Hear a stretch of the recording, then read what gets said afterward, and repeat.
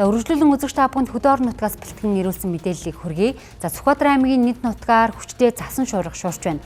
Аймгийн онцгой байдлын албанаас ард иргэдийг шаардлагагүй бол орон нутгийн зам зорчихгүй байхыг анхаарууллаа.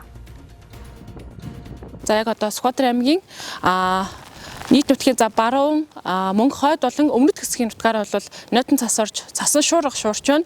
За цас орж байгаа яг энэ үед бол салхины урд 9-өөс 11 м/сек. За бас үдээс хойхондоо бол салхины хүч нэмэгдэх төлөвтэй байгааг бол ус цагуур орчин шинжилгээний төвөөс бол мэдээлж байна. Тэгэхээр байгалийн одоо энэ үзэгдэл бол өнөө оройны 20 цаг хүртэл үргэлжлэн. За мөн одоо өнөө шөнөдөө бас үргэлжлэн нутгийн одоо зүүн болон зүүн өмнөд хэсгийн нутгаар бас үргэлжлүүлэн орох төлөвтэй байна гэдэг ийм мэдээлэл өгж байгаа маа. Тиймээс иргэдийг бол одоо мэргэжлийн байгууллагуудаас яг одоо энэ цаг агарын одоо ийм үзэгдлийн үед бол хоолын замд гарахгүй байхыг бол онцгойлон анхааруулж байна. За энэ үзэгдэл маань ерөнхийдөө 20 цаг хүртэл үргэлжилнэ.